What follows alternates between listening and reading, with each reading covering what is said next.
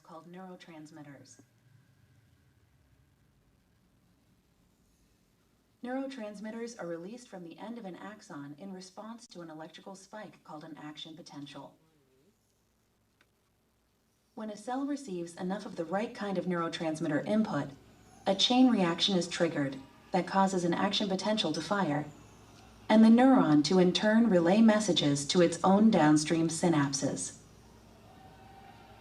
Action potentials produce an electric field that spreads from the neuron and can be detected by placing electrodes nearby, allowing recording of the information represented by a neuron.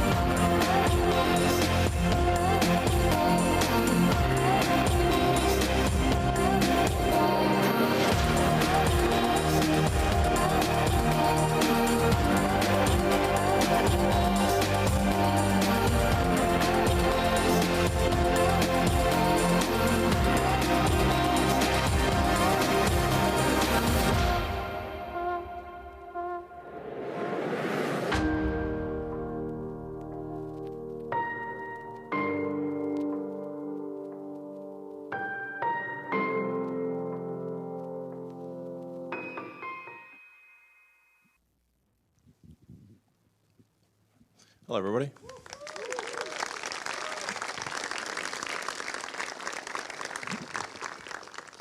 So that video was not Shutterstock. That was actually Neuralink. So that's actual video from the company. So if you want to get a sense for what it's like to work at Neuralink, that video is indicative of the atmosphere of Neuralink. It's an incredibly talented team, and you're going to hear a lot from them tonight. So we're going to actually go quite into depth on what we're doing, why we're doing, how we're doing it. And I'm just incredibly impressed with the caliber of talent at Neuralink. And in fact, the main reason for doing this presentation is recruiting. So we really want to have the best talent in the world come and work at Neuralink. Anyone that's interested in trying to solve this problem. And that's actually the primary purpose for this presentation. So,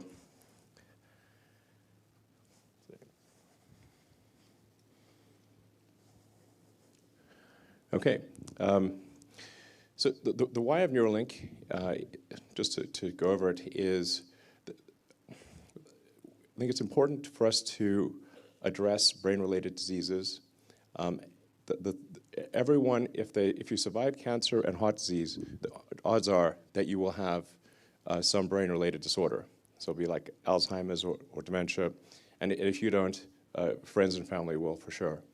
And I think unless we have some sort of brain-machine interface that can solve brain ailments of all kinds, whether it's an accident or congenital or any kind of brain-related disorder, or a spinal disorder, if you know somebody who's broken their neck or broken their spine, we can solve that with a chip. And this is something that I think most people don't quite understand yet. And we're going to go over in detail how this is possible. But I think there's an incredible amount we can do to solve brain disorders, damage, and all this will occur actually, I think, quite slowly. So I do want to emphasize that it's not going to be like suddenly Neuralink will have this incredible neural lace and start taking over people's brains. Okay. It will take a long time. So you'll see it coming. So getting FDA approval for implantable or devices of any kind is quite difficult, and this will be a slow process where we will gradually increase the issues that we solve until ultimately we can do a full brain-machine interface, meaning that we can ultimately. Yeah, this is going to sound pretty weird, but achieve a sort of symbiosis with artificial intelligence. So, but this is not a mandatory thing. This is a thing that you can choose to have if you want. And this is something I think that's going to be really important at a civilization level scale. So, and I've said a lot about AI over the years. But I think even in a benign AI scenario, we will be left behind. And so, and hopefully it is a benign scenario. But I think with a high bandwidth brain-machine interface, I think we can actually go along for the ride. And we can effectively have the option of merging with AI. I think this is extremely important. And if you think about your limbic system and your cortex, your limbic system is kind of your primal needs and wants, and it's like where a lot of your emotions are coming from. And then the cortex is like the thinking, planning part of your brain. And I haven't met anyone who wants to get rid of either the cortex or the limbic system. So clearly they work together well. Even though your cortex is, in principle, far smarter than your limbic system, everybody wants to keep the limbic system and their cortex. So hopefully, we can have a tertiary layer, which is the kind of a digital superintelligence layer. And in fact, you already have this layer. So it's your phone and your laptop. And the constraint is just how well you interface, the input and output speed. So the output speed is especially slow since most people are typing with thumbs these days. So you have a very slow output speed. Your input speed is much faster due to vision, but the thing that will ultimately constrain our ability to be symbiotic with AI is bandwidth. So in the limit, after solving a bunch of brain-related diseases, there is the existential, it's mitigation of the existential threat of AI, or, yeah, this is the point of it. So creating a well-aligned future, that's the idea.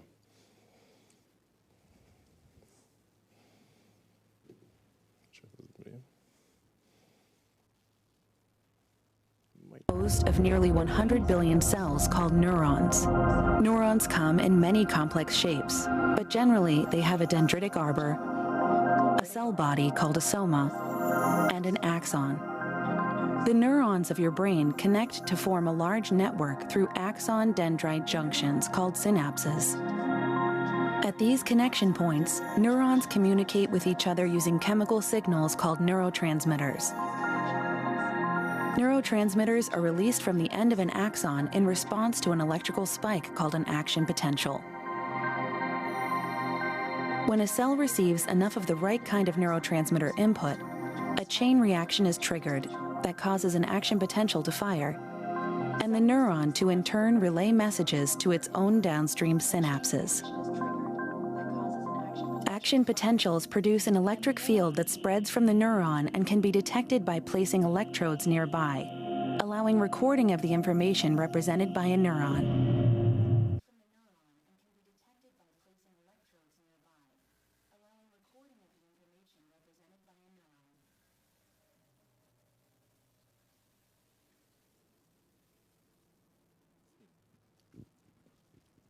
We thought we'd play that twice. It's so good you have to play it twice. Well, I think like a lot of people in the audience, there's a wide range of knowledge about neurons. I mean, some people view the brain as like this incredibly mystical thing that you cannot interface with the brain, and then some people are aware of deep brain stimulation, such as occurs for Parkinson's patients. So trying to address the broad range of understanding. I mean, neurons, essentially, like, there's that whole idea, what if we were just a brain in a vat? This is often posed by philosophers, except we are a brain in a vat, and that vat is our skull. Everything that you perceive, feel, hear, think, it's all action potentials. It's all it's neural spikes. And it feels so real. It feels very real. But these are all impulses from neurons, what's called a spike. And our goal is to record from and stimulate spikes in neurons and do so in a way that is orders of magnitude more than anything that's been done to date, and safe and good enough that you can, it's not like a major operation. It's sort of equivalent to sort of a LASIK type of thing. So where you can sort of sit down, machine does this thing, and you can walk away within a few hours. And that's it. And you're not even in a hospital. So, like there's basically, in terms of key points that are worth taking away, the system that we designed in version 1 is capable of on the order of 10,000 electrodes. So each chip, which is 4 by 4 millimeters, is capable of 1,000 electrodes, or has 1,000 electrodes. And we think doing up to 10 is feasible. So this is in contrast to the best FDA-approved system, which is like a Parkinson's deep brain stimulation thing, which would have on the order of 10 electrodes. So the system, even in version 1 that we're going to unveil today, is capable of 1,000 times more electrodes than the best system out there. And they're all read and write. So this is really quite, I mean, for something to be 1,000 times more than what is publicly approved is quite a big difference. And this will get better with subsequent versions. Now this slide may seem a little generic, because like everything's got robots, electronics, and algorithms at this point, but not threads. So the I feel like I'm in Transcendence. Actually, I was in Transcendence.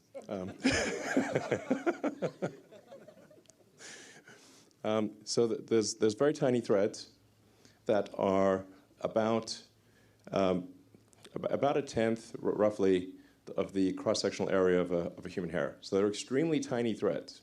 In fact, the threads that we have, like I said, even in version 1, are about the same size as a neuron.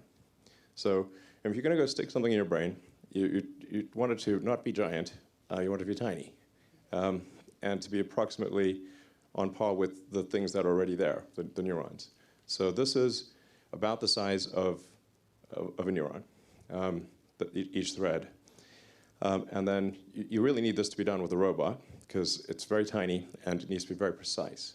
So you don't want to pierce a blood vessel. So so each thread, the robot looks sort of basically through a microscope and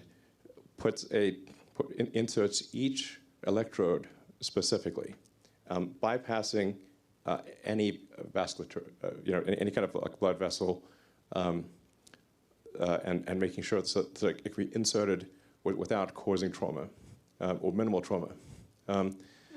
Yeah, it's not zero, but you won't notice it. That's the important part. You won't yeah, you won't feel a thing. Yeah, anyways, obviously algorithms.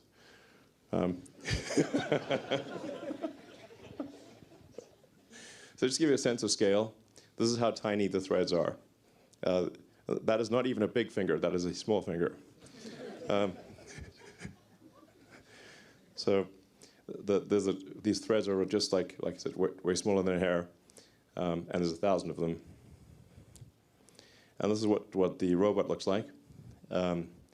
It's sort of quite a complex device, but it all comes down to a very tiny point.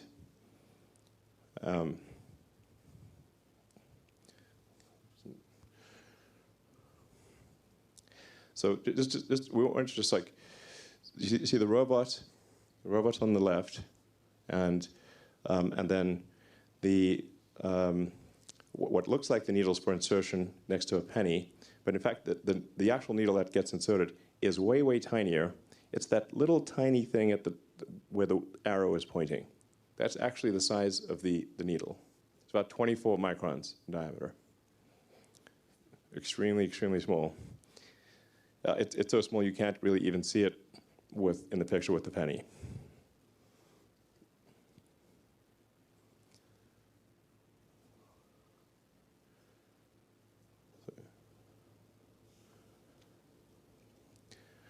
And then this is your rain on uranium. No, that's not really. That's agar. So you can get a sense for the robot doing the electrode insertion. That's a very zoomed-in view. So they're all very tiny, and the robot is very selectively applying them very delicately. And then this is what the chip looks like. So action potentials. So each one of those represents one electrode. So there would be up to 10,000 of these lines. Yeah. So I guess it's always difficult to say. There's going to be there's a lot more in this presentation. So in terms of things that I think are important to bear in mind, this I think has a very good purpose, which is to cure important diseases, and ultimately to help secure humanity's future as a civilization relative to AI. The threads are very tiny, and there's a lot of them, and they're very carefully placed. And the operation on a per chip basis, it involves just a 2 millimeter incision, which is dilated to 8 millimeters, and then the chip is placed through that, and then it goes back to being 2 millimeters, and you can basically glue it shut. You don't even need a stitch. So, and then the interface to the chip is wireless. So you have no wires poking out of your head. Very, very important. So it's basically Bluetooth to your phone. Because we'll have to watch the App Store updates for that one. Make sure we don't have a driver issue. Updating. But the key is like this is something that is going to be not stressful. Our goal is not stressful to put in. Should work well, hopefully. We'll check it out very carefully before it becomes obviously FDA approved. And it's wireless. So this I think has tremendous potential, and we hope to have this aspirationally in a human patient before the end of next year. So this is not far. And then, as I mentioned earlier, this is the main purpose of this presentation is recruiting, and we need very talented people in all these areas. So it's a lot of very talented people are needed to make this ultimately successful. And then, speaking of talented people, let me hand it over to Max. Yeah. I need the clicker. Thank you. Thank you. I'm Max Hodak. I'm the president of Neuralink. I remember a couple years ago when we started talking about the idea of Neuralink and that there might be a company and whether this was even a good idea. I remember my first reaction was that I wasn't sure that this actually was a good idea, that the technology was there yet. And I think Elon has this incredible optimism where he'll pierce through these imagined constraints and show you that really a lot more is possible than you really think is today. And you have to be very careful telling him that something's impossible. It better be limited by a law of physics or you're going to end up looking stupid. And so I've wanting to build a neural interface has really been like a central goal of my life for basically as long as I can remember.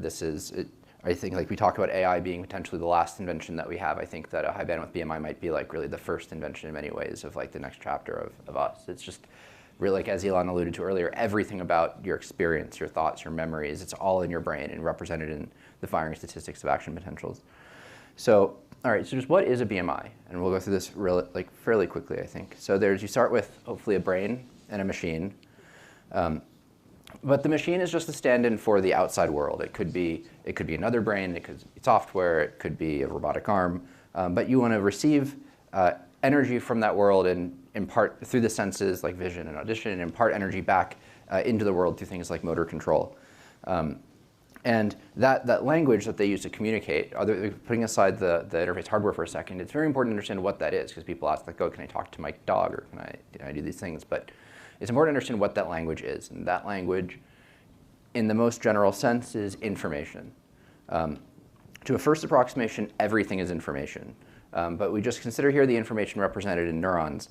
And so consider two like toy neurons. So these lines are imagined action potentials. And so imagine a neuron that fires very regularly like a metronome. Like this doesn't tell us anything. There's no information conveyed in this signal. We don't learn anything from it. On the opposite end of the spectrum, imagine a neuron that fires completely randomly. This also doesn't tell us anything. This also doesn't carry any information. Now we know that these two degenerate cases are not what neurons do because if you fit a model from recorded neural activity to behavior of things like a cursor of a patient or a subject that's implanted and you correlate these, then you can build a graph that looks like this.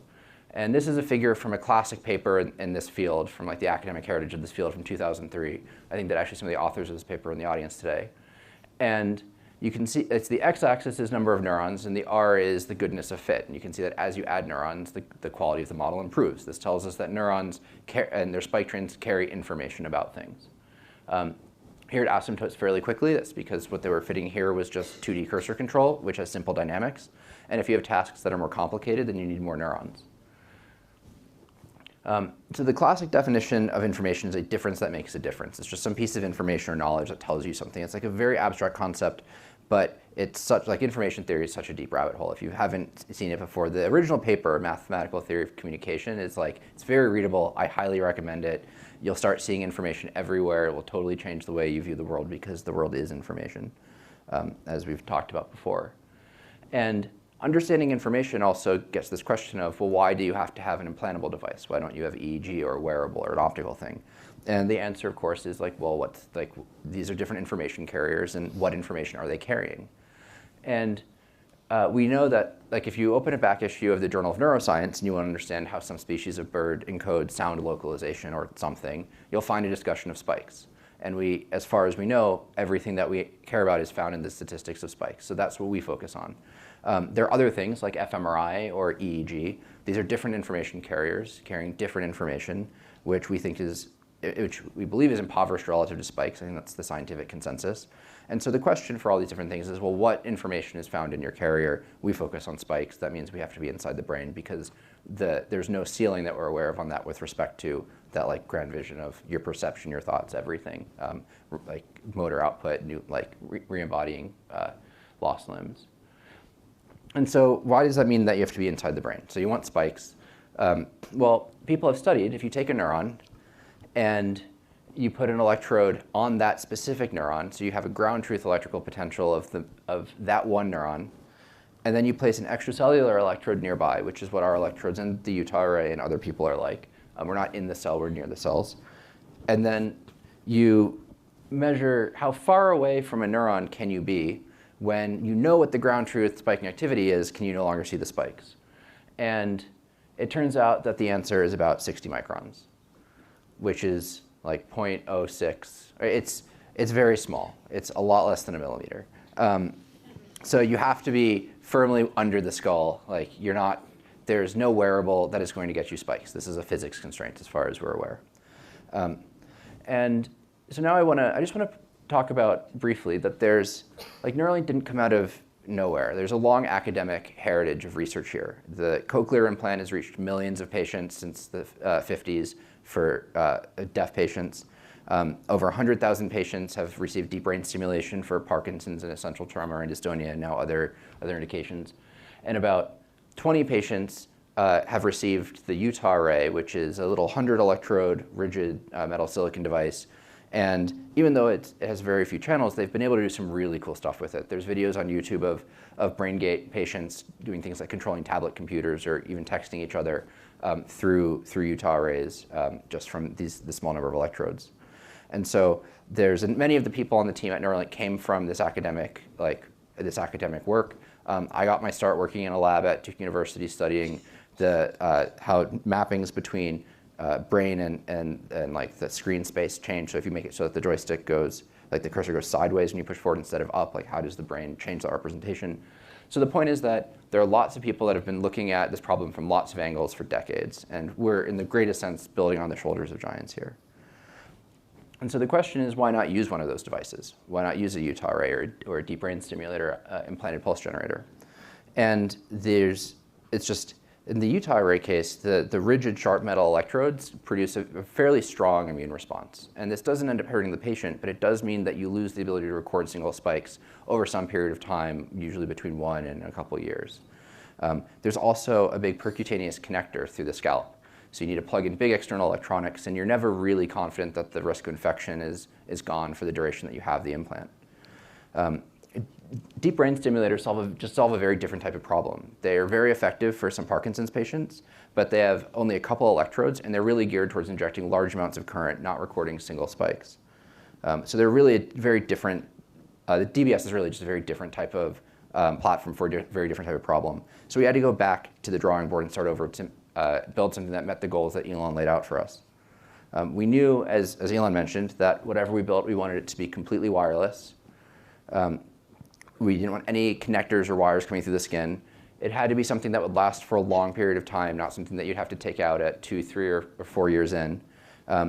It had to have practical bandwidth. So we talk about high bandwidth or ultra high bandwidth. Like what matters is that for the task that you're after, there's practical bandwidth that allows you to effectively do that thing, whether that's cursor control or typing or robotic arm or maybe in the future vision. And it has to be usable at home. It can't be something that you go into a clinic at the hospital for 2 hours a week and under tight supervision of technicians plug you into the amplifiers and turn it on. It has to be something that you can live with. And so 2.5 years ago, we were nowhere close to any of that. This is a photo of some of the prototypes that we've gone through over that time. So we started on the far left. That's an entirely passive board that has 64 electrodes on it and connects to connectors that go to big external amplifiers. And then we added integrated electronics with our first custom chip. That's also 64 channels. And then there was a big leap to the device that Elon showed a photo of earlier. That has 3,072 electrodes in a fully implantable package with just a USB-C port coming out. And then we took a step back in channel count because remember we have to optimize safety, longevity, and bandwidth all together. And so in order to optimize some of those other things, we moved to an easier to manufacture system that has 15, 36 channels and a USB-C port. And those last two are the focus of the paper that we released today. And so we've learned a lot from these. We've recorded a lot of data through these. Like these are actually used every day at Neuralink to record neural data and work with it. And they taught us a lot about the architecture that we think was the basis for our first human product that we're calling N1. And the central component of that is the N1 sensor. It's a little hermetic package. When it's fully assembled, this is missing an outer mold. Fits into an 8mm diameter, 4mm tall cylinder. And each of these has 1024 electrodes, and we can stim and record through every one of those channels. Opening it up a little bit, you can see there's the thin film, which has the threads that Elon talked about, which is the wisp going off to the side. There's a hermetic substrate, and then that gets welded later to a package that goes over top, and that's mated to our custom electronics. And we'll go into more detail. We'll have the technical leaders that work on each of these talk about these in more detail over the rest of this presentation. So yeah, I mean, this is just to, not to belabor the point. I know that Elon really hammered this in, but these things are very, very small. They're not, you can't manipulate these. This is one photo, this is not two photos joined together. And you really can't manipulate these with your hand. That part at the top is just a backing material that's surgical packaging. They're peeled off. The threads are peeled off that one at a time by the robot to place into the brain. And we had to build a surgical robot. And the first impetus for this is just, you have to place these threads. You can't manipulate these threads, you need a robot. And then that grew into understanding where the blood vessels are and imaging into the tissue, and the surface of the brain moves because you're breathing and you have a heartbeat, and there's lots of complexity of dealing with this incredibly high entropy substrate. And it's not all offloaded to the robot. It's the robot's under the supervision of a human neurosurgeon who lays out where the threads are placed, but it would not be, the surgery is not possible without the robot. And so the N1 implant, we can place, as Elon mentioned, many of these, possibly up to 10. In one hemisphere, for our first patients, we're looking at four sensors, 3 in motor areas and 1 in a somatosensory area, which are connected via very small wires tunneled under the scalp to an inductive coil behind the ear. And that connects wirelessly through the skin to a wearable device that we call the Link, which contains a Bluetooth radio and a battery. And this is, importantly, the only battery and radio in the implant. So if you take this off, the implant shuts off. And if there's software upgrades or security issues, it's much easier to upgrade the firmware on the pod than it is to try and change the implant. It'll be controlled through an iPhone app. You won't have to go to a doctor's office and have them have an exotic programmer to configure it. And the first thing that you'll have to do is learn to use it. Like, imagine if you've never had arms, and then suddenly you have an arm, and you have to pick up a glass on the table. It's like not a cognitive task. You just, how do you can't think your way through that. And so it's kind of a trippy experience at the beginning where, like, patients, at first it just kind of wanders around, and then they figure out how to break the symmetry, and they learn how to control it. And that's like it's a long process. It's like learning to touch, type, or play piano. And so for the first product, we're really focusing on 3 distinct types of control. The first is giving patients the ability to control their mobile device, because we heard from over and over again from patient groups that if you have to have a caretaker around to press buttons for you, what's the point? You might as well have them do the thing. You have to get self-sufficient using the devices on your own. And then redirect the output from your phone to a keyboard or a mouse on a normal computer. It'll just show up as a Bluetooth mouse or a Bluetooth keyboard, like any keyboard or mouse that you can use on any computer. And as Elon mentioned, this is a forward-looking statement. There's a whole FDA process we have to go through. We haven't done that yet. This is like, these are aspirations. But we are working as hard as we can towards our first in-human clinical study next year. And again, these are plans, but the primary indication for that will be complete paralysis by upper cervical spinal cord injury. And we're expecting that those patients will get 4 1024 channel sensors, 1 each in primary motor cortex, supplementary motor area, and dorsal premotor cortex, which are 2 motor planning areas, and closed loop feedback into primary somatosensory cortex, which is like when you type or walk or pick up a pen, those aren't visually guided movements. Your body has all these senses of where it is in space and pressure and temperature and lots of other feedback. And we think for really high fluent control, you have to provide that back to the brain for the synthetic effectors also. And of course, fully wireless and able to use it at home. We think that there's a huge difference between something that you get to use 2 hours a week at the hospital versus something that you're living with every day and your brain is adapting to as much as the device is adapting to your brain. And so to bring up the other colleagues, this team is like, I'm incredibly lucky to get to work with this team. We're going to go into a little bit more detail on, we think that decoupling implantation from the electrodes is incredibly important. The reason that you have these issues where things like these tungsten microwires get rejected is they're stiff and they're stiff and sharp and they tear the brain, and they have to be because they have to get into the brain. And so if you can decouple the process of getting it into the brain from what is left there, where it can be much softer and have material properties like the brain and maybe be coated in things that help the brain recognize it as itself, that's really important. And then the thin film polymer leads, the threads themselves, are really cool material science, and we'll go into more detail on that. And then we'll also talk more about the chips, and then a little bit more on just the neuroscience of how information is represented in firing statistics in your brain. And so with that, I'd like to welcome Dr. Matthew McDougall.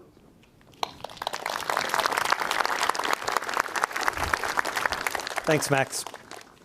I'm Dr. Matthew McDougall. I'm head neurosurgeon at Neuralink. When I'm not at Neuralink, I'm a brain and spine surgeon here in San Francisco at CPMC, California Pacific Medical Center.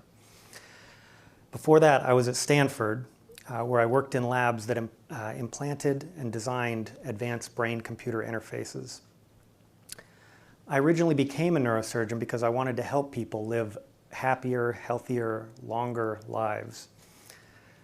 I've been humbled in practice by how powerless we are to treat many of the most debilitating neurologic diseases. People afflicted with spinal cord injury, schizophrenia, autism, and a host of other neurologic conditions have far too few options. I work with Neuralink because we, for the first time in history, have the potential to solve some of these problems. Before we get to how we get the device in, we have to talk about our guiding principle at Neuralink. It's safety. Everything we do at Neuralink is filtered through the question, will this make me more likely to want to get one? Will it make me more likely to recommend this to my family and friends? This approach impacts every design decision we make. So while for the immediate future, Neuralink's devices will only be intended for patients with serious, unmet medical needs, our design philosophy is that this should be safe enough that it can be an elective procedure. So what have we done to try to make it safe? For starters, we've created very small threads. They displace a lot less tissue than the traditional methods. In my regular practice today, I routinely implant large, deep brain stimulator electrodes into the brains of my patients. They're big enough to have about a 1 in 100 chance of causing a significant hemorrhage. They displace and disrupt enough brain tissue that you can often see neurologic consequences just from placing the wire. We can do better than that. Neuralink's threads are so thin that they're difficult to see with the naked eye. They're much smaller than the width of a human hair. They're small enough that a human surgeon can't actually implant them without help. So we created help. Neuralink developed a tool that we're extremely proud of, the robotic inserter. Inspired by designs conceived of in labs here in the Bay at UCSF and Berkeley, we developed this robot that can rapidly and precisely insert hundreds of individual threads representing thousands of distinct electrodes into the cortex in less than an hour. This tool allows a surgeon to aim between the blood vessels that cover the surface of the brain with micron-scale precision. The region of the brain shown in this video represents only a few millimeters of surface of the brain. As you can see, the brain's surface moves with the heartbeat and breathing. The robot tracks and adjusts for this movement. Using this tool, we can greatly reduce the risk of harming cortical vessels and causing bleeding. Here, the robot is selecting individual electrode threads and placing them into the brain in the pre-planned location with remarkable accuracy and repeatability. Using this system, we've been able to rapidly place thousands of electrodes into the cortex without causing noticeable bleeding. We also have an in-house histology team that examines brain tissue to help us choose electrode profiles and materials to help us minimize tissue damage. When you think of traditional neurosurgery, you probably think of something very invasive. Traditional surgery on the brain isn't something that patients ever look forward to or are excited about, except in the most dire circumstances. Usually a clamp is attached to the skull to keep it rigidly immobilized to the operating table. We often shave all or most of the patient's hair.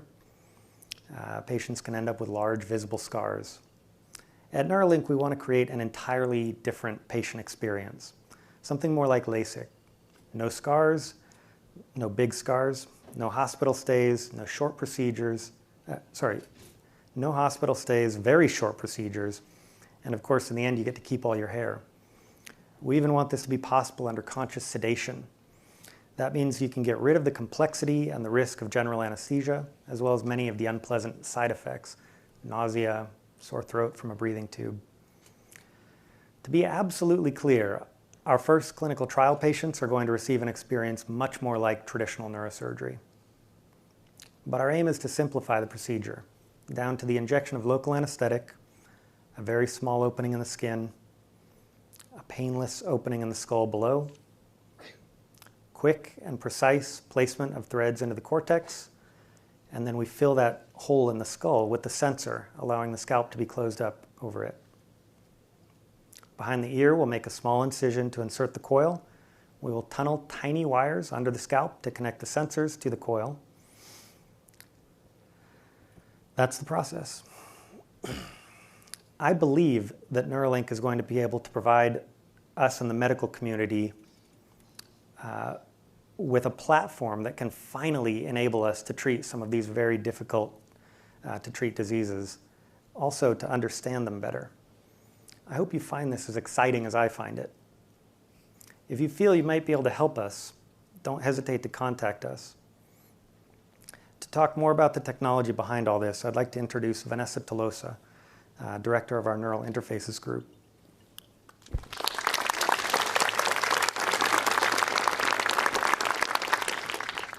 Hi, I'm Vanessa Tolosa. I lead the Neural Interface Group at Neuralink. Our team consists of engineers and materials scientists who are responsible for making the probes that get implanted into tissue, the packaging for the electronics, and integrating these two components together. We also do all the testing and characterization of these parts.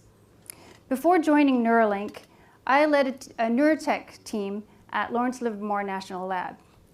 There we worked on a wide range of neuroprosthetic technologies that were used both in the academic and clinical settings. I decided to join Neuralink because I saw an opportunity to take all of this exciting work that we were seeing in neurotech research and actually make them accessible to patients at a much faster time rate than what medical device companies have traditionally been able to do. With that in mind, at Neuralink, we set out to create a fully implantable neural interface with thousands of channels that are capable of single spike resolution. This device must last a long time in the body.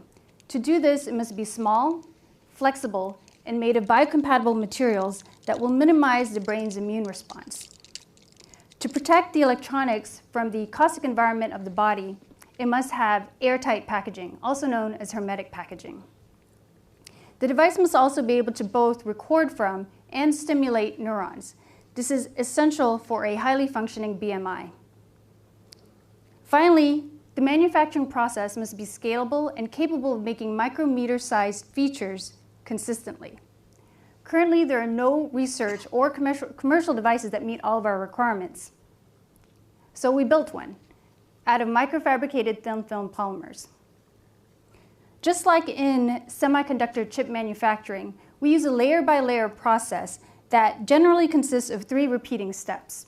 We're either always depositing material, patterning a material through photolithography, or etching away a material. Depending on the complexity of the design, these steps could be repeated over 100 times. And to make things more challenging, we are limited to materials that are safe for the body. In our current design, we have a 3-metal layer process that results in a 5-micron thick and 10 to 40 micron wide probe. To give you an idea of how small this is, red blood cells have a diameter of about 8 microns, and an average strand of hair is about 100 microns. Yet in this small footprint, we're able to fit our electrodes, our wires, and the insulation for each of those wires. With microfabrication, we can drive features down to the size of an electron beam. So this is great because we want to make our probes as small as possible. Essentially, we want it to be invisible to the brain. But there are other factors that limit the size of our probes. For example, as we make the wires smaller, it increases the resistance of those wires. And as the resistance increases, it makes it more difficult for us to separate our signals from our noise. Similarly, there are other technical challenges and trade-offs that are related to higher channel counts and manufacturing yield, electrode size, and material and tissue safety. At Neuralink, we have an incredible team that's been tackling these challenges and have been able to make high channel counts polymer probes. And this image is a silicon wafer that holds 10 of these arrays, these polymer arrays. In this design, each of those arrays has over 3,000 channels. So what that means is in this one wafer, we've manufactured over 30,000 electrodes and over 30,000 insulated wires. This is something that can't be done with the way current medical devices are being made. That rainbow effect is caused by the small feature sizes on these devices that are interacting with the nanometer size wavelengths of light that are reflecting off of them. If you were to zoom in on the ends of one of these arrays, you'll see this region where we put all of our electrodes. So each of these vertical filaments that end in a loop is what we refer to as a thread. And each of these threads can be placed independently into the brain using our robot during surgery. This design is called linear edge. It's one of over 20 designs that we've made for our R&D work. We've progressively been increasing the number of electrodes per thread without significantly increasing the width of each of these threads at the base.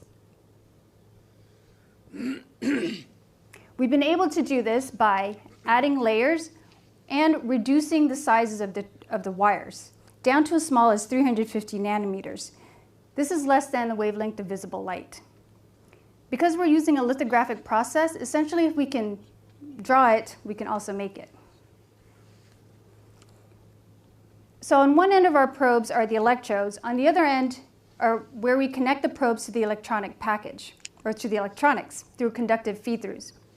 This substrate is part of the hermetic electronics package. Standard methods of connecting the probes to the electronics package usually involve some kind of large plug-in type connector or a polymer-based glue that bonds the two components together. But as we increase density and decrease the footprint, it becomes impossible to achieve hermeticity in standard medical device connectors. This is due to several reasons. One of them is how these substrates are currently manufactured. Hermetic feed-throughs consist of holes that have been packed with conductive materials and are embedded in an insulating substrate. As you drill more holes and pack them more tightly together, these brittle substrates, typically made of ceramics, become more susceptible to cracking. Also, as you make the holes smaller, it becomes more difficult to fill them with this conductive material without getting non-hermetic voids. Standard processing also requires exposure to high temperatures, typically over 700 degrees Celsius.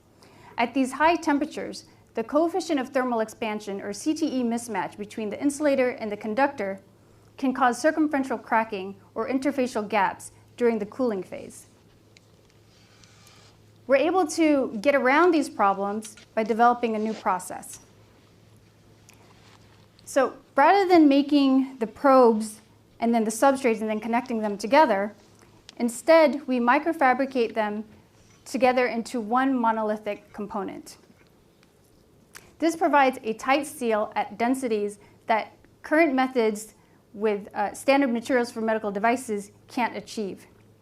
So far, we've used this process to make a hermetic thin film substrate with over 1,000 connections over a 2.4 millimeter by 2.4 millimeter footprint. Next, we assemble the electronics and then also attach a wired lid using a laser welding process.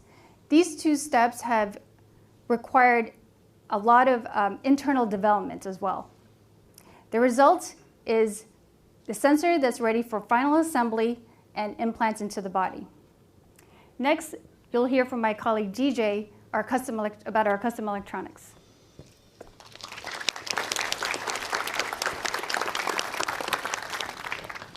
Thank you, Vanessa. My name is DJ Saw, and I'm the Director of Implant Systems at Neuralink. My team focuses on building chips and systems to get neural signals recorded from our electrodes out of the brain, and also to put information into the brain. Before Neuralink, I was at UC Berkeley, where I co-invented NeuralDust, which is a technology to power and communicate with small implantable systems using ultrasound waves. Typical chip lifecycle from design to verification to tape out is approximately 1 to several years. At Neuralink, we had the ability to co-design our chip with the rest of the system. And the tight feedback loop from this organization has enabled our small team of analog and digital chip designers to tape out a new design every 3 months on average. That means over the past 24 months, we've done 8 tape outs in total, representing 15 different chips that have been designed, fabricated, tested, and used in development. The artwork that you see on the top of the slide is of some of the actual chips that we've made so far. For any custom chips we make, the architecture can vary substantially, but the basic ideas are the same. Neural signals recorded from the electrode typically look like the one on the slide. And in order for us to extract the information that we care about, we need to first amplify, filter, and digitize those neural signals, and use digital logic to process and send out the bits we want for BMI. We also need ways to diagnose any issues with our electrodes and be able to drive stimulation engine to inject charge to the brain when required. Our latest chip is called N1 System on Chip, and it is physically small, measuring only 20 millimeters squared or 4 by 5 millimeters. It is low power, highly configurable, and it has 1,024 simultaneous record and stimulation capable channels. And it has on-chip spike detection. To dive deeper into N1 SoC, I'd like to highlight 3 key innovations. And they are 1, analog pixel, 2, on-chip spike detection, and 3, stimulation on every channel. The first is analog pixel. Before we can convert analog neural signals into digital bits, we need to amplify and filter them. And this is where the analog pixel comes in. We want to have 1 analog pixel per electrode so that we can configure them independently. So in the case of N1 SoC, there are 1,024 analog pixels. Analog pixels also take up a significant portion of the physical space on the chip, and how well they work determines both the signal quality and the characteristics of the overall neural interface. The goal of analog pixel design is to make it as small as possible so we can fit more, as low power as possible so we generate less heat and have longer battery run times, and as low noise as possible so we get the best signals. Now, the challenge here is that these goals are at odds with each other.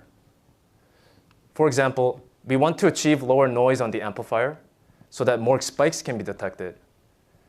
But as transistors get smaller, it becomes harder to get lower noise while keeping the power the same or less. Since the start of Neuralink, we've gone through 3 major revisions to the analog pixel, progressively improving both the size and power while maintaining performance. Over the past 24 months, we had 7-fold improvements in the size of the analog pixel. And our latest pixel on the right is at least 5 times smaller than the known state-of-the-art of similar architecture with 1 pixel dedicated per electrode, as published in the academic literature. Second innovation is on-chip spike detection. Once the signals are amplified, they're converted and digitized to zeros and ones by our on-chip analog-to-digital converters. As you'll hear in a second, spikes or action potentials shown on this slide are often critical for certain BMI tasks.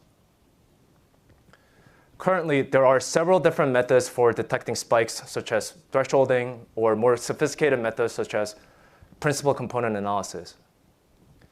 At Neuralink, one of the robust ways that we came up with is by directly characterizing the shape. And it's worth noting that this is different than template matching in that it gives us more information in a general way.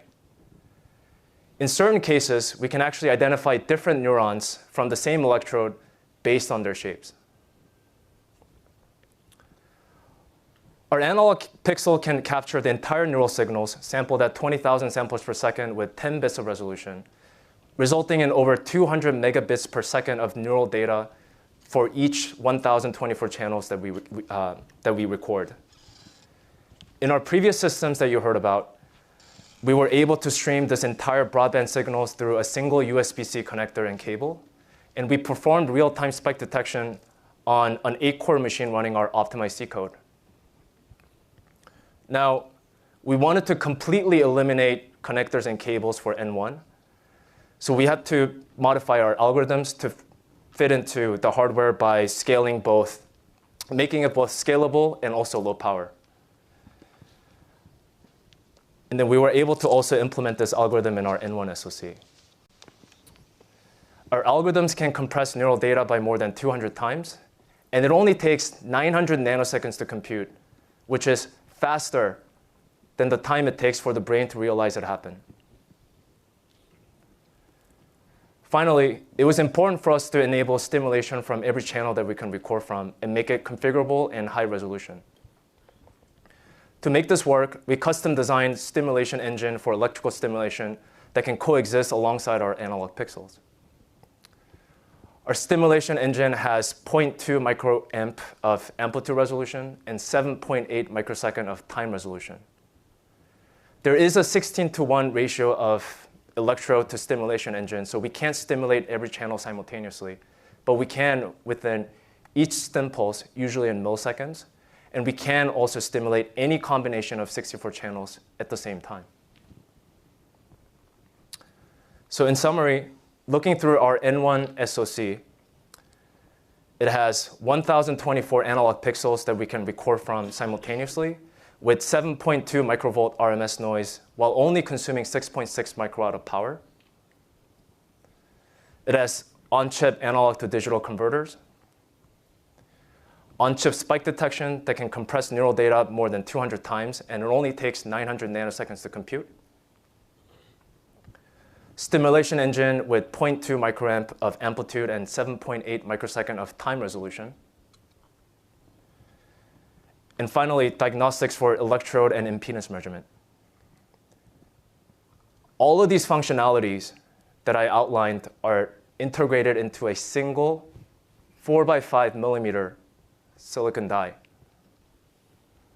Next, my colleague Flip will tell you more about what can be done with these signals.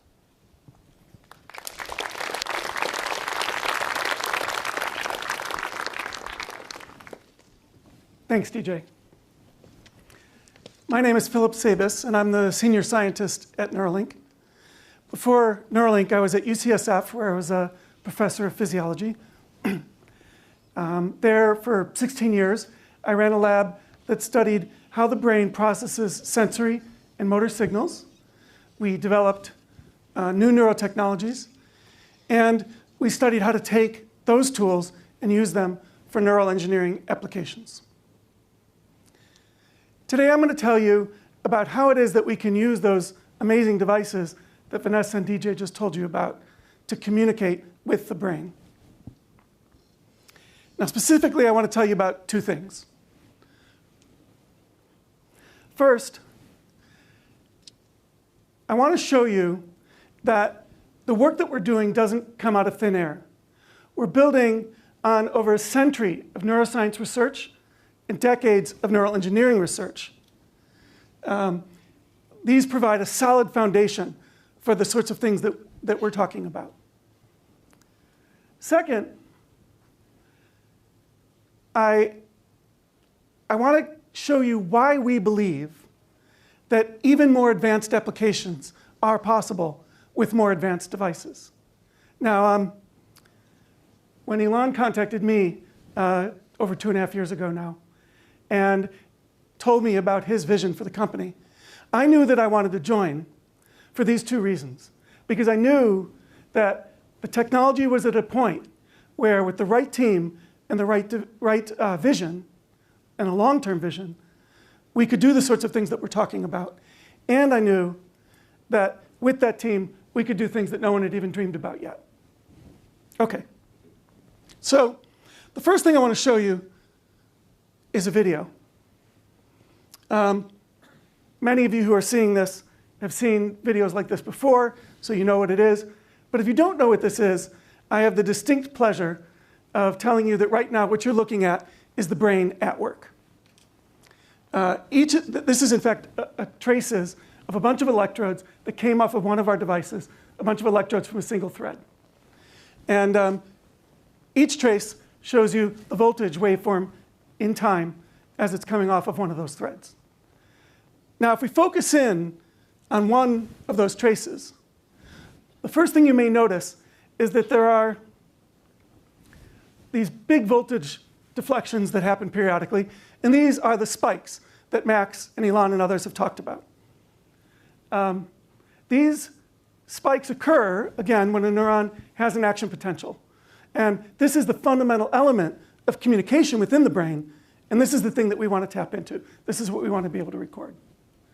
Now, as DJ just told you, we have algorithms that can detect these spikes in real time as they're happening. And that allows us to collect data that looks something like this. This is what we call a spike raster. So each row there represents one channel of recording, and time goes from left to right. And each of those little tick marks is the time of a single spike in action potential. All right, so presumably there's some information somewhere in there. How do we get at it? What are we going to do with it? Well, for the first application, which Max told you about, which is allowing paralyzed individuals to be able to control a computer, what we want to do is we want to reach into primary motor cortex and record the activity that's happening there. Primary motor cortex is the part of the brain that sends signals down the spinal cord and to the muscles to drive movement. Of course, it does that with action potentials. And in particular, we want to record from the hand and arm portions of primary motor cortex. So imagine that you have a person sitting holding a mouse, and they're sitting still, and then they make an outward movement with their mouse, and then they reach back. What would you see in the brain?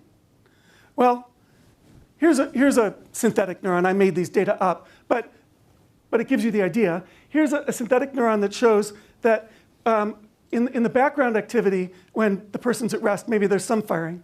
But when that person reaches outward, that neuron starts to fire a lot. And when he reaches back, the neuron becomes quiet. So this is what we call a neuron that's tuned to a particular direction of movement. Now, maybe we'll record from another neuron, and this neuron may have a different pattern. It may be tuned to the return movement and not to the outward movement, so it fires more on the return. What if we ask the person to do that movement again? What we would see is a similar pattern of activation. So the neuron on top still fires more for outward movement, and the neuron on the bottom still fires more for the return movement.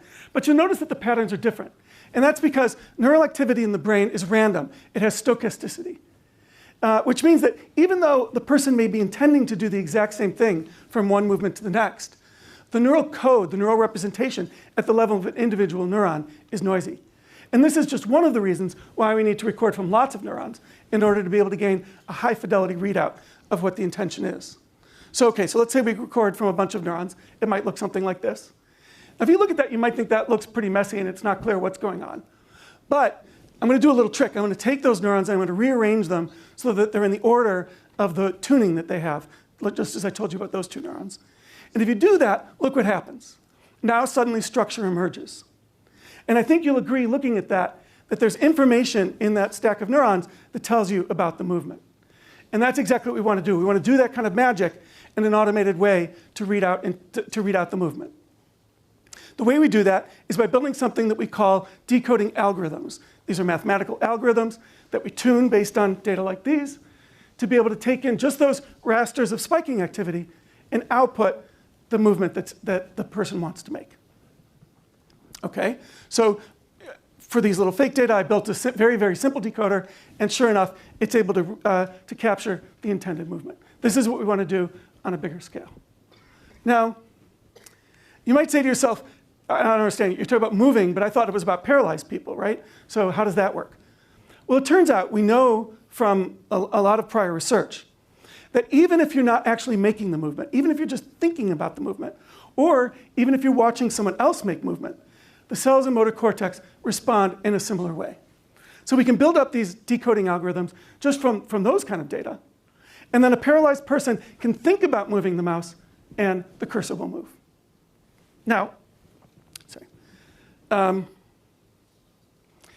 this this kind of decoding has been done in a fair number of academic labs, including my own before I came here, and in humans in academic studies.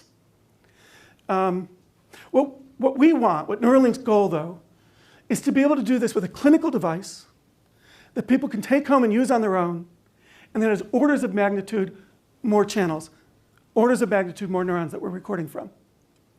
With that, we think that people will be able to get naturalistic control over their computers, not just a mouse, but also a keyboard, game controllers, and potentially other devices. That's what we're trying to do.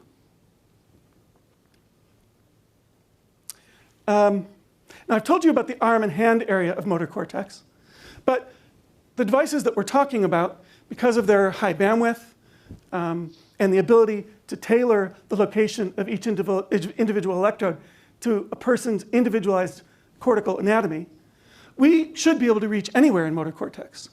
So, for example, there are areas at the base of motor cortex that are responsible for driving activation of the speech articulators. There was a recent lovely study from UCSF that showed that from activity like that, you can actually decode speech. So you can decode the movement of the articulators, and from that, you can create synthetic speech. So potentially, with a device like this, you could restore speech to a paralyzed person who's no longer able to talk. But there's no reason in principle that we can't reach all of motor cortex.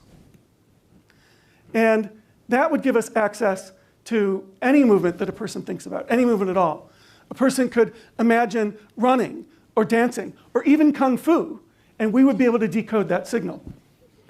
So that could give a paralyzed person the ability to control, say, for example, a 3D avatar that they could use for online gaming or sports. It could allow them to control a wide range of assistive robotic devices. And ultimately, if and when the technology for spinal cord, nerve, or muscle stimulation gets far enough, ultimately, it could be used to restore that individual's control of their own body. Okay. And I've talked about readout, but remember, we want bidirectional information. We don't only want to read information out of the brain, we want to be able to put it back into the brain. Now, to some of you, that may seem a little bit fantastical that you could write information into the brain. But actually, the basic building blocks of that technology are already there. This is the same image that you saw before of an electrode next to a cell. It turns out if you pass a tiny amount of current through that electrode, what happens is that you activate cells nearby. You cause them to fire an action potential, one or many. And that is the technology that is already being used widely outside the brain, say, for example, for cochlear implants, which have been used for decades to restore hearing to the deaf, and more recently, in the eye, to restore vision to the blind in a fairly rudimentary way, as I'll tell you more later. But in addition, you can use the same technology in the brain, for example, to restore the sense of touch or to restore vision. And I'm going to tell you very briefly about those two applications. So let's start with the sense of touch. Consider this little bit of tissue of brain that I've just highlighted here that's at the border between motor and somatosensory cortex. So if we blow that up, what you can see is that somatosensory cortex has a very special property. It has what we refer to as a spatial map. And what I mean by that is that there are regions that encode the palm of the hand and each of the 5 digits, for example. So if we were to stimulate at one little location, say in the thumb part of the cortex, the person would feel a sense of touch or pressure on their thumb. Or if we were to stimulate 2 sites in the palm area of cortex, you might feel a couple of points or touches on your hand. This kind of technology has been demonstrated in many academic labs. And in a recent really nice paper, it was shown that with subjects controlling a robot arm through BMI, getting tactile feedback of when that arm, or when the hand of that arm was grasping an object, improved the ability to pick up and place objects with the robot. So this is the kind of thing that can really help decoding. So imagine what we could do if we were able to take our device and cover all of somatosensory cortex. We could give rich sensation of objects, of haptic feedback when you're manipulating objects. We could maybe feel different textures.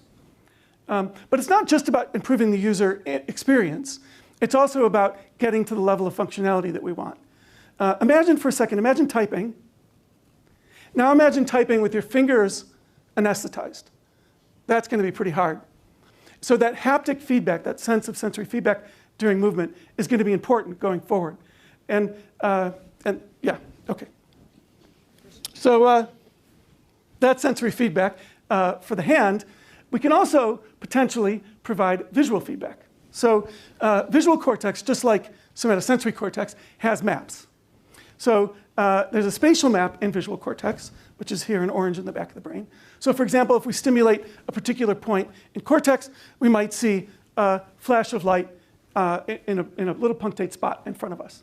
And this was demonstrated many years ago by neurosurgeons, and it's been used in academic labs, and that we call that little dot a phosphene. And if you stimulate another area, you'll get a phosphene in a different location. So the idea here is that you could stimulate a bunch of different areas, and you could create kind of like a dot matrix image of the visual world, which could provide a rudimentary form of vision. And there are academic labs and even companies that are working on technology just like this.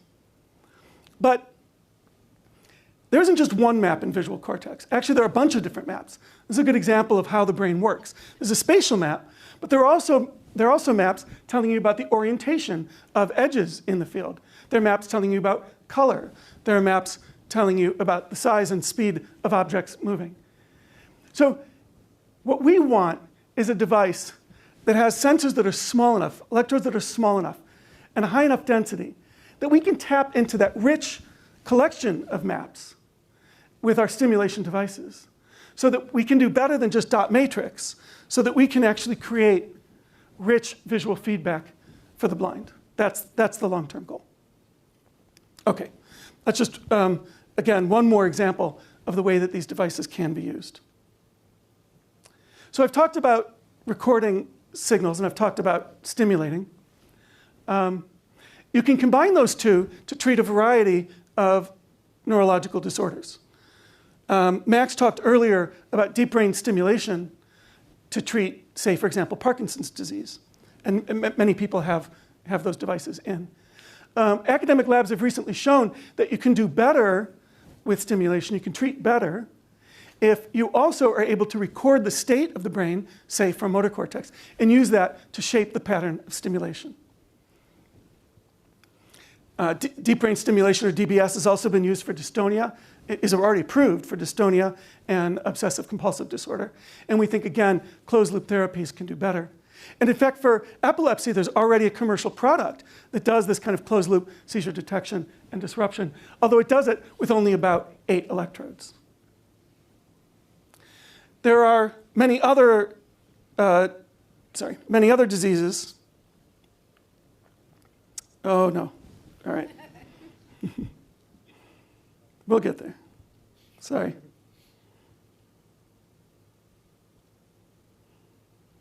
There are a number of other neurological disorders where DBS has promise, but is still an investigational stage, like depression, chronic pain, tinnitus. Now, even though these diseases are currently being treated with these big DBS electrodes like you've seen, we think that there's a potential here for the kinds of devices we're designing to get individualized, highly focused treatment that will reach broader patient populations and be able to be more effective in the way that they treat these disorders. All right, lastly, I want to tell you about not just sensory input and motor output, but about thought. So there are parts of the brain where we know that there's neural activity that encodes the things that you're thinking about. And one great example is an area called the hippocampus. The hippocampus is involved in memory formation, and it helps store episodic memory, things that you remember from your life. It also has a particular kind of memory for locations and views that you know. For example, it'll have cells that represent places in your own home or in a city that you know well. So imagine that you had that you could record from a collection of neurons in the hippocampus of somebody who lived in San Francisco and knew it well, then it's likely that they would have some neurons there in the hippocampus that represent various locations in Golden Gate Park. And so if that person were to take a car ride, for example, from the ocean through the park, you would see those neurons fire in order as they took that ride. First, a neuron that maybe represents a view of the ocean, and then the bison in their paddock, and so on. All right. So I've told you about the way that the brain represents information, and that these sorts of encoding methods, representations in the brain, are things that we can learn to decode. And I've told you about some of the applications and how they might work. As the device technology gets better and better, and as we get more and more experience with those devices, we and other researchers will be able to bootstrap off of those advances to reach other brain areas and other applications. That's what we're trying to do. Neuralink's goal is, neuroscience has shown that a wide variety of information content is readily available in the brain. We know, for example, that there are signals that encode speech and language. There are signals that encode your mood. There are signals that encode the sense of pain, when you're hungry and when you're thirsty. There are signals that encode your memories, and even esoteric things like mathematical reasoning. What Neuralink wants to do is to give people the ability to tap into those representations, to get better access to that information, both to repair broken brain circuits and also to ultimately give us better access to better connections to the world, to each other, and to ourselves. Thank you.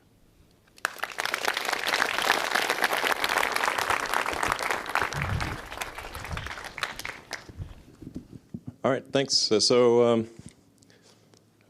going to take a risk here and just do some Q&A. That hopefully was a good understanding of the brain for people. Yeah, nice work, guys. It's like, that's very proud of the Neuralink team. They've done amazing work, and yeah, it's a really smart group. There's a lot more there's a lot more really smart people. So what you're seeing here is the outcome of a lot of hard work by the Neuralink team, yeah, I think there's some pretty impressive stuff. So we can take some more questions from the audience. The lights are bright, so you might have to just take you later or something. Yeah, is there a roadmap towards allowing people or organizations to actually push custom code to these devices? This is a really interesting question. So it's definitely too early to really think about this. Elon, I don't. I think we'll hold up on the custom code immediately. Yeah. But I think it's conceivably there could be some kind of app store thing in the future, or some sort of platform with like a very rigorous verification of the application. Yeah, but yeah, I think that this is certainly not meant to be sort of a closed system. Ultimately, if we can enable others to contribute, whether they're at Neuralink or not, that would be a good thing, for sure. And just to add one more thing to this, we've had some discussions, like it might be that if you want to build an app or a business on top of a brain-enabled API, then your business model can't be advertising, for example. It's very important to us that this is that this turns out well for everyone, and so there's thinking like that going on. Yeah. Sure. Does the brain's neuroplasticity make this harder or easier for you guys? Like, are you trying to interpret a continually moving target, or is there a chance for a symbiosis once the brain realizes what's happening to it? Yeah, there's no doubt that plasticity will make things. So the question was whether neuroplasticity will help or hurt our effort. And I think there's no doubt that it will help. First of all, there's just the fact that you have to learn how to use these devices. But for example, in work that we did in my lab earlier, we showed that you can write in information that isn't perfect. It doesn't get that map perfect. Or even it can be somewhat quite different from the map. But ultimately, you can learn to use that through plasticity. And there's going to be a lot of learning required, and the ability of the brain to adapt to new information, and in particular, the ability of the brain to take information that comes from multiple sources and merge it in an effective way is, I think, the kind of thing that really will facilitate complex new tasks with these devices. I mean, it's a sense reason that the neurons are responding to electrical pulses. So the electrode is providing electrical pulses, to the neuron, an electrical pulse is a neuron. It just thinks it's a neuron, and it's going to, for sure, adapt dynamically because it just sees electrical pulses, and it's going to respond to those. Yeah. So, yeah. So there's no advertising. I mean, Jesus. I mean, you'd have really no escape. We cannot do that. That would be ethical barrier.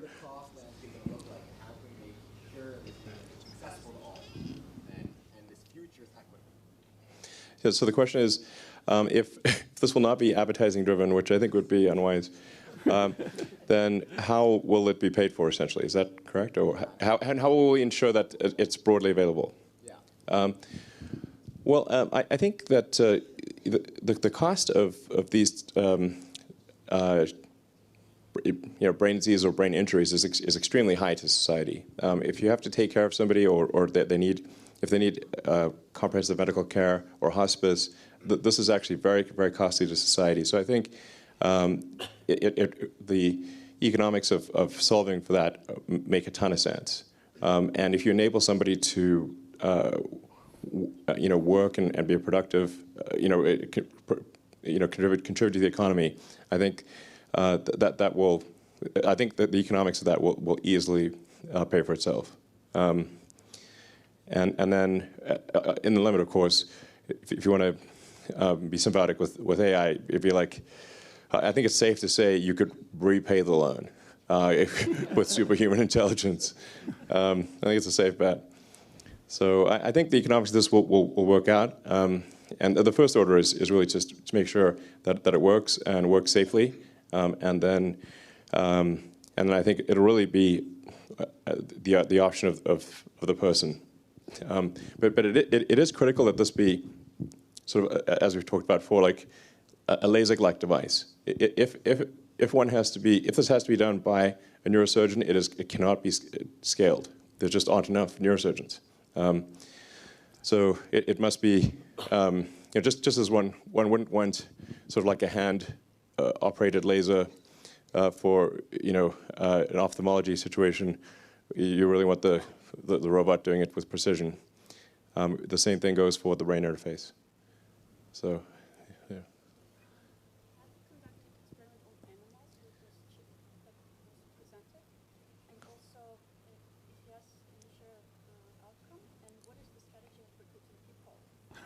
Sure. Yeah, so the question is, have we implanted the chip in animals? And if so, what are the results?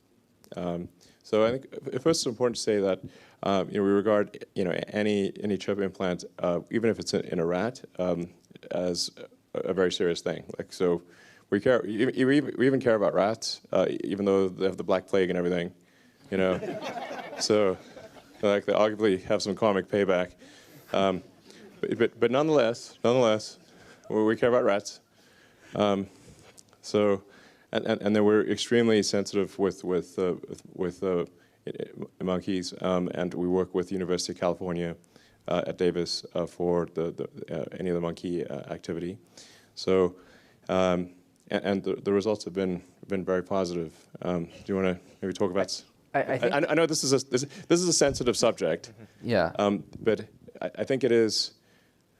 Yeah, we definitely need to address the elephant in the room, the monkey in the room. Yeah, I mean, I think that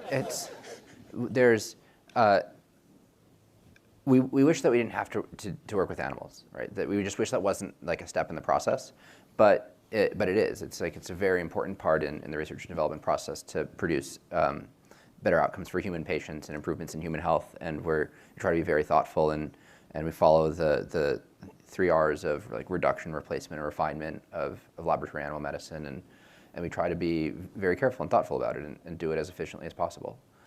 Because we believe that the benefit to humanity is in the end, like the benefits outweigh the negatives. The questioner also asked about the results, and there is a paper available, I think now, soon, that has some of the results in them. Yeah, I mean, but we have made a monkey has been able to control the computer with its brain.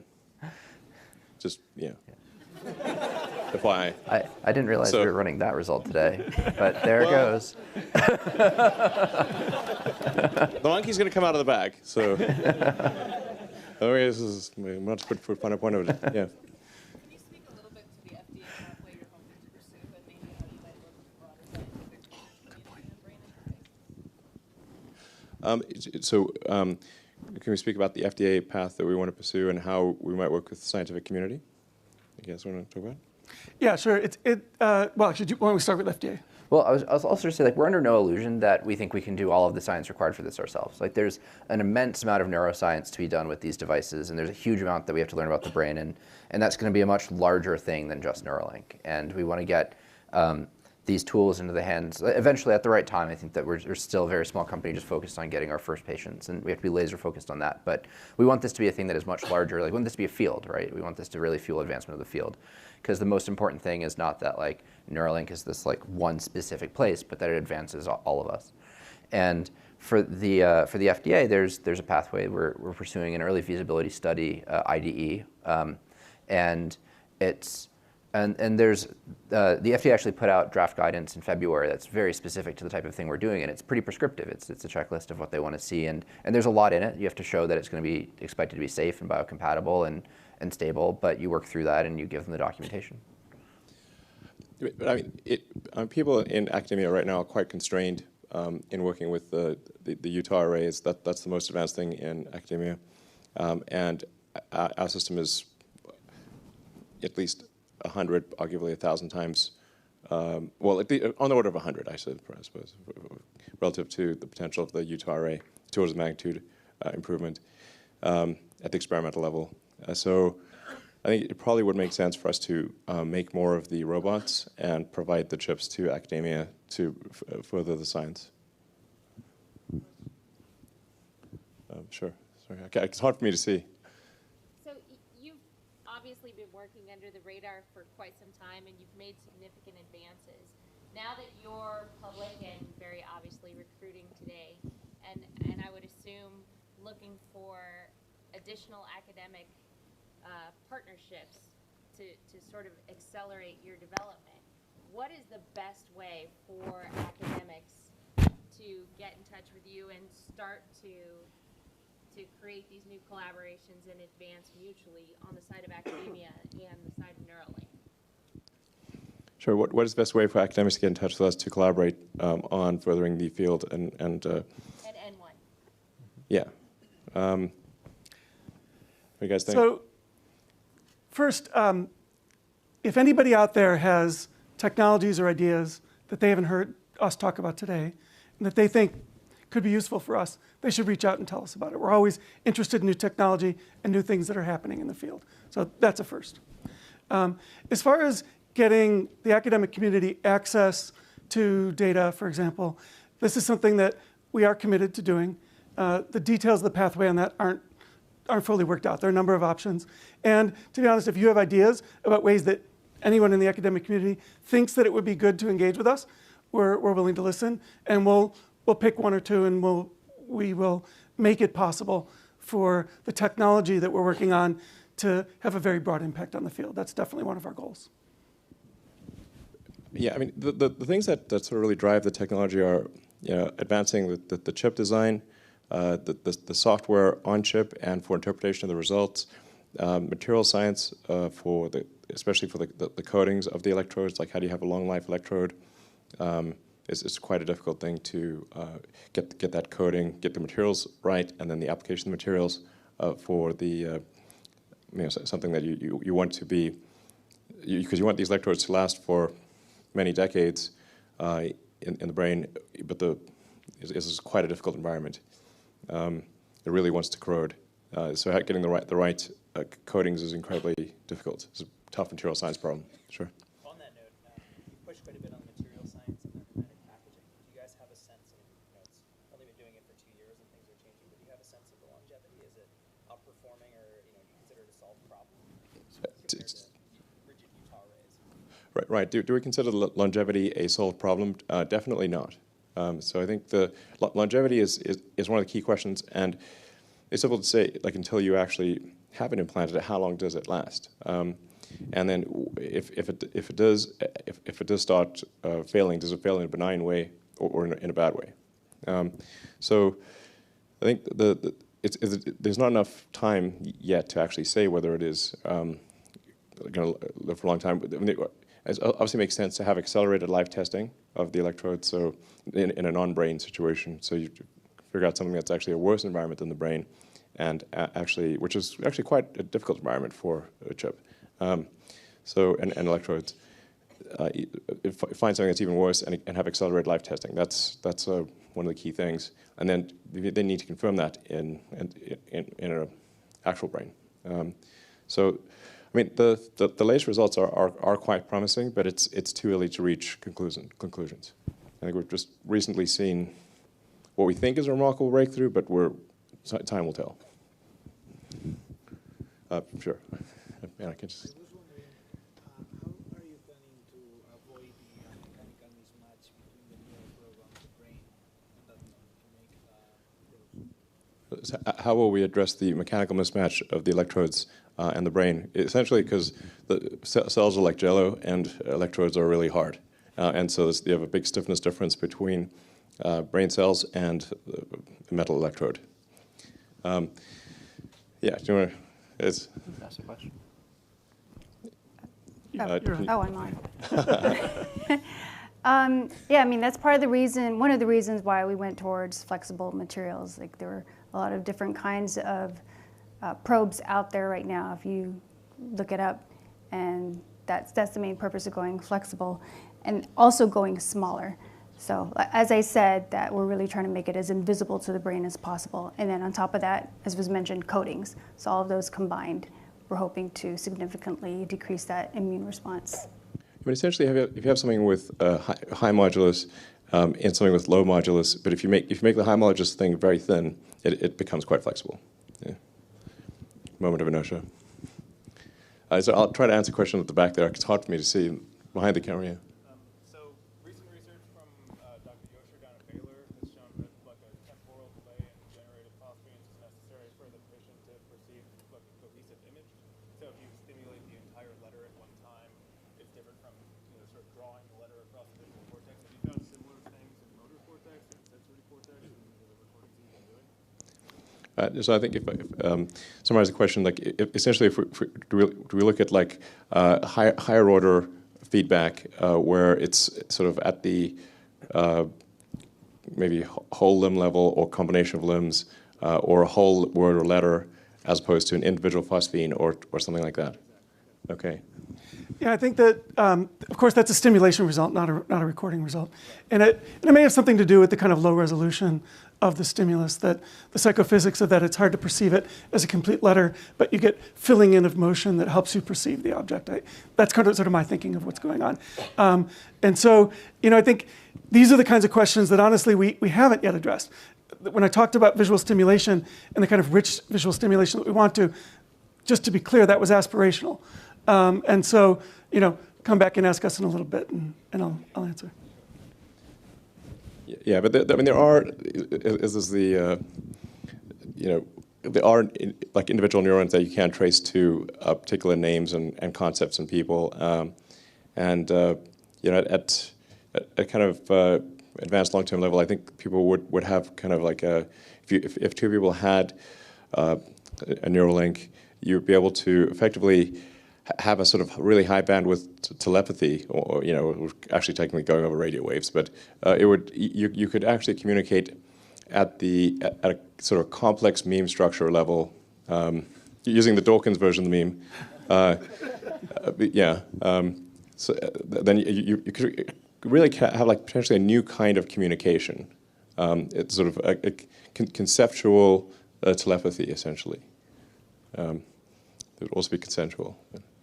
I'll try to answer something in the back. Yeah, I can hardly see you, but anyone in the back there, basically. If you talk. Yeah, firstly, I'd like to congratulate you guys on the technology that you've created, all the accomplishments. Thanks. Great team. So, I apologize for keeping this out of the tech atmosphere, but more into the philosophical realm.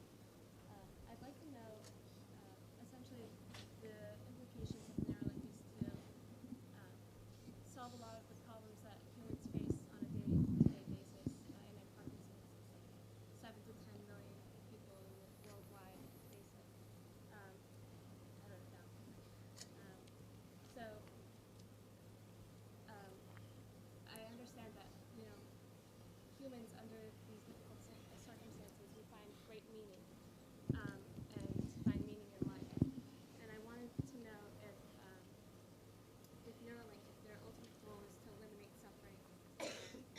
If so, if we're given the tools to accurately understand the trials that we're faced with, how are we able to find meaning in life? I have like a crude answer. Oh, okay. What's your answer to what do you think we should do? I mean, we're open to ideas here. The overarching objective is to make the future better, aspirationally, and to hopefully not pave the road to hell with good intentions. Whereas I think the road to hell is mostly paved with bad intentions, though. I mean, my answer is very, very, very crude. Okay. But essentially, this technology has never been, has never surfaced the face of the earth, so that right now it's like looking into a completely pitch black room and asking what voice can we possibly take place. So it's very abstract, but I wanted to know what your It's a big question. Yeah, I think that it's a big philosophical question. What will? It's hard to say what the future will be with something like this brain-machine interface. I doubt that we would be able to eliminate all suffering, and it actually may be ultimately oddly dystopian if we do eliminate all suffering. That actually may not be a true utopia. There's like generally like stories about utopia tend to turn into dystopia. But I think we can definitely make a significant difference, and we can address, when I say we, I mean humanity can address a lot of the suffering that occurs in the world and make things a lot better. And I think a lot of times people are quite sort of negative about the present and about the future, but really I think if you're a student of history, when else would you really want to be alive? Now's the best time, pretty much. Yeah. It's like those who think the past is better have not read enough history. Okay, way in the back there, I see actually, you can see a hand. Yeah. Can you talk a bit about the computational backend that derives meaning from these recorded pulse streams? Is it like traditional compute, a bunch of GPUs, a bunch of asynchronous FPGAs? Can it run on AWS? Is it Yeah. Yeah, guys. Yeah, I think that DJ should answer some of this, but so yeah. No. No. It doesn't run on AWS. I'll also say that you often have very tight latency constraints in this system. Yeah, exactly. You really have to run locally. Yeah, so the question is, how are we doing the back-end computation? What are some of the methods that we're doing it? Yeah, so as Max just mentioned, latency is something that we do want to minimize as much as possible, especially in the context of doing closed-loop BMI, so being able to record and also stimulate and put information back into the brain. So in order to make sure that that latency between the end-to-end system is minimized, we need to have all of that computation locally. So that's one instance of the evidence of spike detection that you saw that's slowly progressed from computation from the computer onto the integrated chip is something that we strive to do as well with closed-loop BMI algorithms. Yeah, I mean, essentially the vast amount of the computation is actually done locally on an ASIC, effectively. So the amount of data that needs to be communicated beyond the body or the brain is really distilled down to a small amount. And as DJ was saying, like especially important for if you want to say give someone who's a tetraplegic the ability to type at 40 words a minute, which is one of our goals, and that requires a very low latency feedback loop. I think last question. Okay, last question. Okay, go. Yeah, fire away. In terms of the vision of the company, are you trying to get to the stage where you can have one thread per neuron? And if not, what kind of number are you aiming at? And at what order of magnitude of channels would you consider trying yourself? Okay, this is a few questions packed in there. So one of the first question was, essentially to summarize what we're saying is like, what's the ratio of electrodes to neurons? Because you wouldn't want a 1-to-1 ratio because that's a lot of electrodes. So you really want to actually have that ratio be as big as possible, and ideally at least 100-to-1, maybe 1,000-to-1, ideally. So because the bigger the ratio of neurons to electrodes, the fewer implantations, it's going to be just way better. So for sure you'd want to read a whole bunch of neurons and then be able to stimulate neurons or a cluster of neurons by varying the field potential, so that you don't need to have a 1-to-1 stim or read ratio. Ideally 100-to-1. You guys want to add? Yeah. I guess I would or more. Yeah. I think it's important to add to that any answer we give to what's the right number of electrodes at this point is speculation. Yeah. That's part of the. I mean, speculate. But the point I'm trying to make though is that this bootstrapping that we anticipate is going to happen. We're going to put in devices, they're going to be lower level. From that, we'll be able to find out the information content and information density in the areas that we're looking at with the electrodes we have. And we'll be able to bootstrap up from that. So, I actually believe that we are the ones that are going to be able to answer that question without speculation. And I'll say, when you look at the anatomy of the brain is mostly silent. Like on average, a classic electrode can see somewhere between 0 and 4 neurons electrically by different waveform templates. But when you just look at the anatomy and like the distances, you'd expect it to see more like 1,000. And so this question of why is the brain so silent is an interesting one. And one of the hypotheses is that there's a lot of neurons that have very narrow receptive fields that only fire when they have very high information content updates with respect to something specific. And one of the challenges with spike sorting is that you can't tell you can't tell apart like another spike of a neuron that you think you're recording from with, that was the first time I heard from that neuron specifically that I don't know is there, right? And as you have these long-lasting chronic devices, you'll be able to get more of that out in the decoding. Yeah, I mean, I think it's going to vary. The electrode to neuron density is going to vary quite a bit depending upon what part of the brain it is as well. If it's sort of somatosensory is probably like a pretty big ratio. And like you can get pretty impressive results like controlling essentially a cursor with your brain. You don't need very many electrodes for that. So, and there's a lot of neurons in the sort of motor cortex.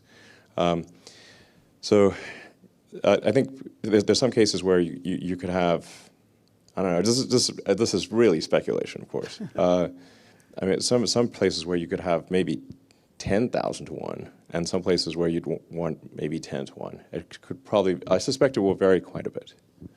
And I just really quickly, I think Dan's question, because this is longevity is a really important question that we think about all the time. I don't think that we're releasing histology in the paper today, but I think that just to put some pressure on this team, I think that we're running that around SFN probably. There's some really cool stuff in progress.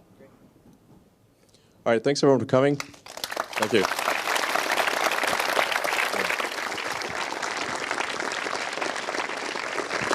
Great questions. Great questions.